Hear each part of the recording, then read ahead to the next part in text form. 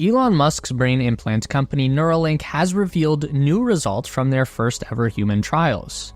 We know that Neuralink's first human test subject has already accomplished something never seen before in the world of brain-computer interface, but the company has also run into at least one unexpected problem that needs to be overcome. It's been just over 100 days since Nolan Arbaugh became the first human being to be implanted with a Neuralink N1 brain chip.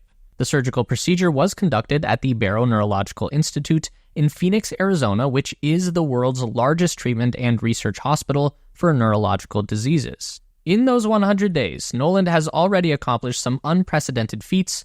During his first ever research session with Neuralink, Nolan was able to set a new world record for human BCI cursor control. That was day one. During weekdays, Nolan spends up to 8 hours a day contributing to Neuralink research sessions. On weekends, his personal and recreational use of the implant can exceed up to 10 hours per day. He's been able to reach up to 69 hours per week of brain-computer interface with the N1 chip. The standard for measuring speed and accuracy of cursor control is bits per second, or BPS, and that's what Neuralink is calculating during these grid tests, where you see the cursor moving around and clicking on different boxes. On day one, Nolan set a new world record of 4.6 BPS. 3 months later, Nolan is already achieving 8 BPS and is quickly approaching the same speed and accuracy of an able-bodied person using a mouse with their hand, which is 10 BPS, so he's close. The Neuralink telepathy software is able to distinguish between left and right clicks and allow for movement of the cursor that is precise enough to click on the smallest icons and buttons of a laptop screen. The real-world result of this technology is that Nolan is able to use his thoughts alone to complete tasks that previously required his mouth stick, literally a stick that he holds in his mouth and uses to interact with a device. After 8 years of living with full-body paralysis, Nolan had become very proficient with using this physical control in his daily life. He even told Neuralink, quote, "I thought that the mouth stick was a lot better than BCI a month ago. When we compared them, I saw that BCI was just as good, if not better, and it's still improving. The games I can play now are leaps and bounds better than previous ones. I'm beating my friends in games that as a quadriplegic I should not be beating them in." Not only can Nolan now play simple computer games like chess and Civilization 6, he's also been able to use the N1 to play Mario Kart on a Nintendo Switch console, which is even more than I would have expected to be possible at this early stage in the game. It's important to remember here that the aim of the initial Prime study is not about setting world records or beating human capabilities.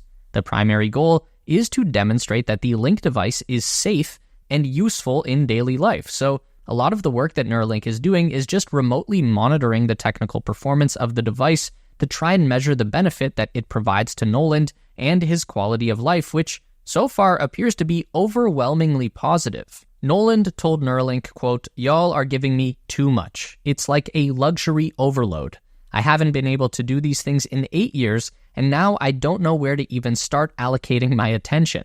Now, of course, this is a first-of-its-kind medical procedure, so it would be expected that some things will not work out as planned, and Neuralink is no exception here. There's been at least one problem with the device that's already cropped up in Nolan's testing. So what we know is that in the weeks following the surgery, a number of the electrode threads that were implanted into Nolan's brain tissue started to retract, essentially cutting off some of the communication between the brain and the implant. During the surgical procedure, Neuralink's R1 robot was used to insert 64 threads into the outer layer of the brain, the cerebral cortex, and specifically, this is targeted into the motor cortex region of the brain, penetrating just a few millimeters deep into the tissue. Each thread is thinner than a human hair and carries 16 electrode sensors, giving the Link device a total of over 1,000 connection points into the neural network of Nolan's brain. From here, the electrodes can detect bioelectric pulses created by neuron activation within the cortex layer. The Link device uses signals collected by the threads to create a digital representation of the brain activity that can be transmitted via Bluetooth into a nearby computer device. So when the threads retracted from the brain, that decreased the number of electrode interfaces between the Link implant and the motor cortex. So losing one thread would be a 1.5% reduction in electrode count, losing just 3 threads would be nearly a 5% reduction in brain connection. We can see the effect of this in Neuralink's own data charts. Starting late in February, the performance of the BCI started to drop off. We can see that Nolan goes from 8 BPS down to 5, then 4, and as low as 3 BPS by mid-March. But then the number recovers again quickly. Nolan bounces back to 6 BPS by around the same time period that Neuralink released the first live stream he was featured in on March 20th, where we saw Nolan able to play chess on the stream with his mind. Neuralink explains this by saying that they honed the algorithm to make better use of the limited data being collected from the brain, and we can see that Nolan is quickly back to his original performance of 8 BPS. This was acknowledged by Nolan at a Neuralink company meeting that happened on March 1st, which he posted a recording of to X on March 22nd. Nolan said, quote, "Sure, we're still working out the kinks and stuff, but once we get this figured out, there's no reason for the implant not to be out there." So this begs the question, what happened? Well, according to a report from the Wall Street Journal, Neuralink believes that some air was trapped inside Nolan's skull after the surgery was performed.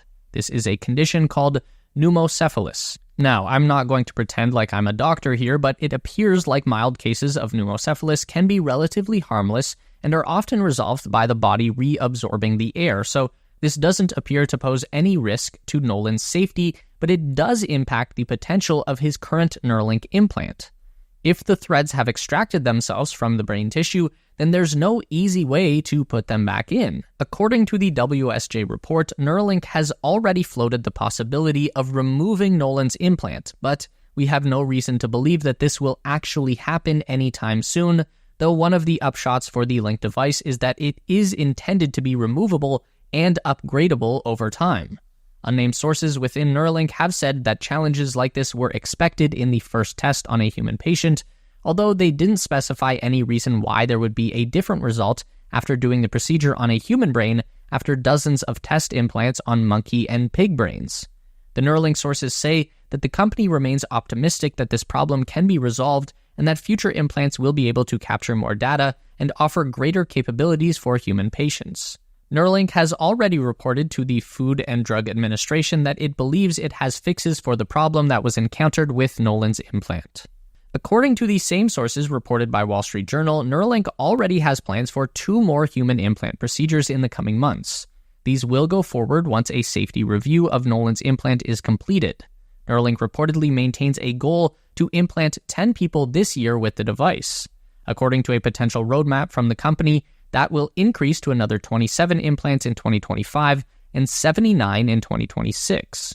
In 2021, Neuralink performed a total of 155 surgeries on sheep, pigs, and monkeys. In 2022, that number grew to 294 total surgeries. So it's expected that the first human trial will take up to 6 years for Neuralink to complete and verify their findings. The primary study period will take place over the first 18 months after the device has been implanted. Patients will check in with a medical team every 2 months to monitor progress and ensure the Neuralink device continues to work as intended. In the meantime, make sure you follow Nolan on X at Modded Quad. He's started doing live stream demonstrations of his Neuralink abilities, and it's pretty fascinating to watch this all progress in real time.